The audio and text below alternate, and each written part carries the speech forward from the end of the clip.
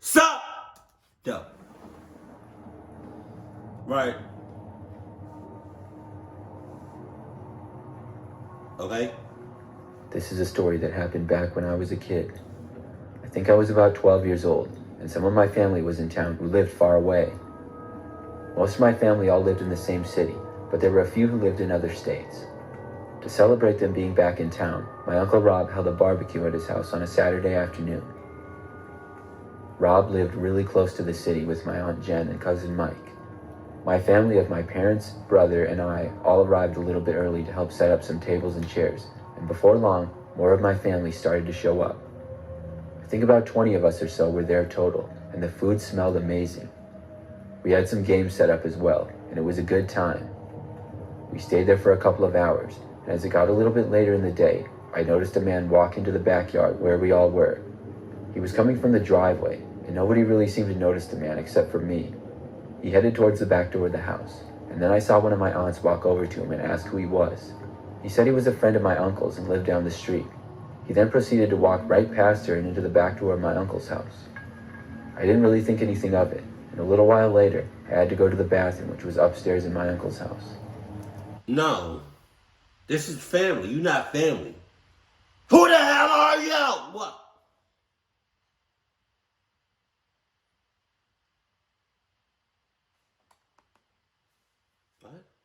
As I went inside, I remember the man who had gone in before me. Nobody else was in the house, and as I got inside, I didn't notice the man either. It was completely silent, and when I walked upstairs, there was nobody there as well.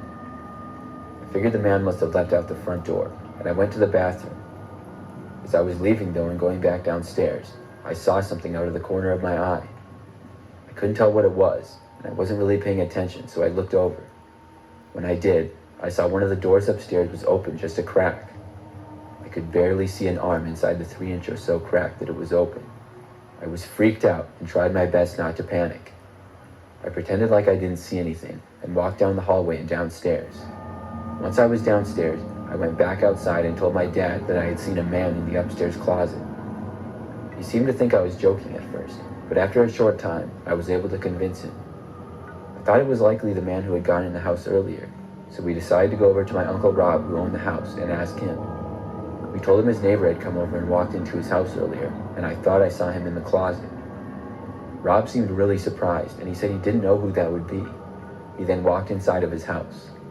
We followed, but stopped at the doorway. A short time later, we saw my Uncle Rob walking quickly towards us and signaling for us to leave. As we all got outside, Rob said he was calling the police. He told us as he started to walk up the stairs, he saw a man who he didn't know at all in the hallway, and the man ran into the bedroom as soon as he saw him. We all waited back at a distance until the police showed up a few minutes later. When they got into the house, they were able to arrest the man, and he was taken away. I was told afterwards that he didn't know my uncle at all, and the man didn't even live in the neighborhood. He was basically just trying to rob his place. The whole time it's old girl fault that just let that guy just walk right past her. Lock her up too, off some cluck shit.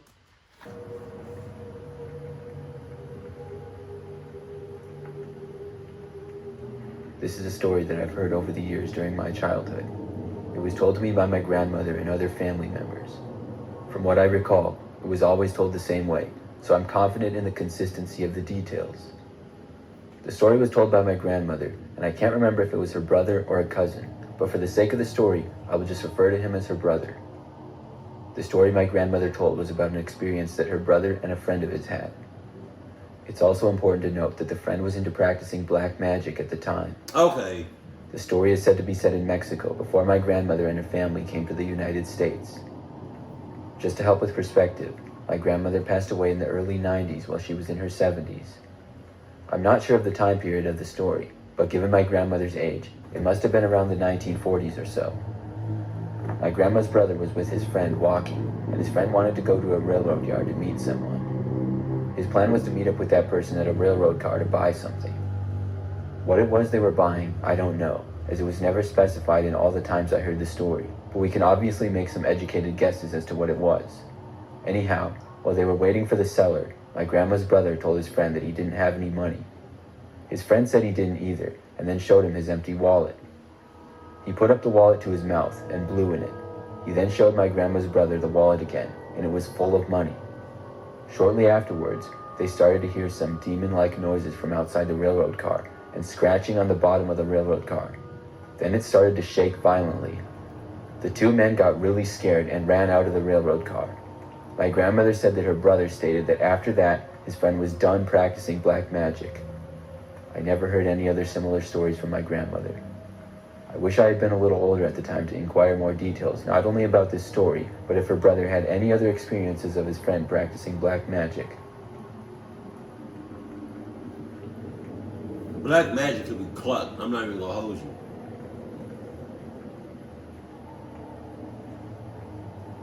One day, a couple of summers ago, my family and I decided to go to the beach for our summer vacation. Our beach house was about an hour away from us, and we would be staying there. We got there and settled in pretty quickly. Anyways, everything was going smoothly until that night. I was making cookies in the kitchen when I heard some tapping at the window. I thought nothing of it, but I was a little scared and told my brother. He told me it was probably a palm tree branch scratching up against the window, and that I was paranoid for no reason. I ate dessert, and as I was getting ready for bed, there was a knocking at the window now. I wanted to run to my parents' room and tell them, but I didn't want to seem like a baby over some knocking that easily could have been anything but a person.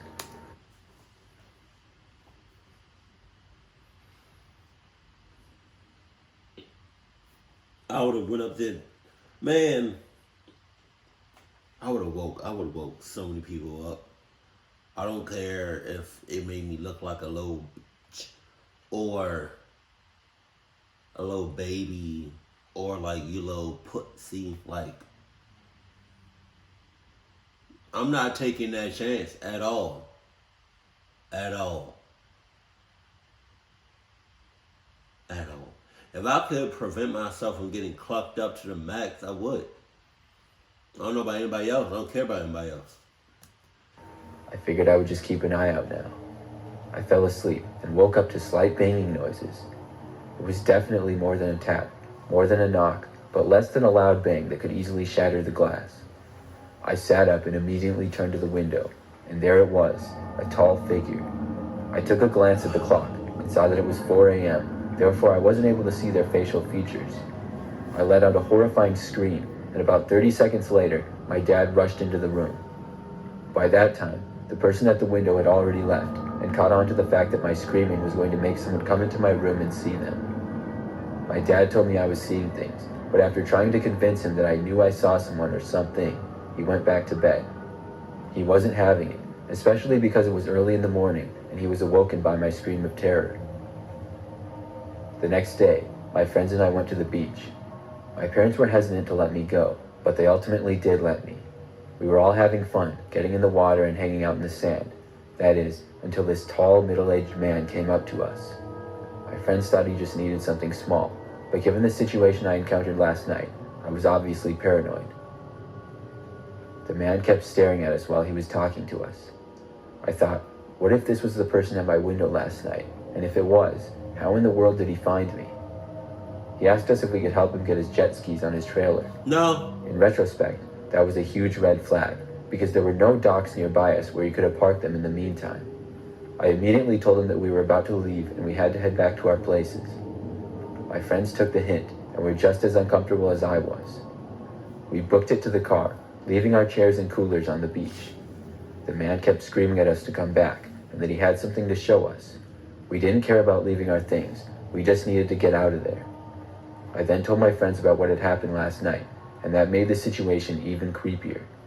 Thankfully, we were able to get away without him doing any harm to us. I got back to the beach house and told my parents, and they were just as freaked out. We cut our trip short due to this situation. A couple of questions still lurk in my mind. Number one, was that the same person that was at my window the previous night? And number two, did he actually need us to help him put jet skis on his trailer? No! We might not ever know the answers, but I'm glad I don't have to know. Regardless of the fact, I would have said no and I would have ran in his face. What are you talking about? I'm still mad at the fact that that lady let that friend walk right past her, right into the house. This is a family junk. No friends, no acquaintances. You know, that's crazy.